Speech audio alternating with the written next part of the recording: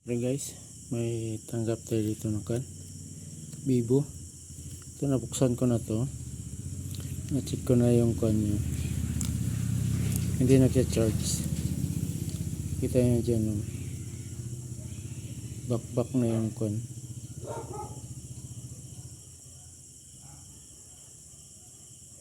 Yung pads.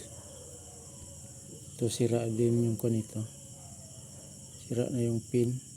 Ilalim. Ayan, sira na. Kaya papalitan natin ng bago. Ito, may pamalit tayo. Nag-order tayo sa online. Kasi wala tayong stock. Okay, ito kakabit natin to. Hindi ko na ipakita paano i-fix. Ito mga basic lang to. Charging pin.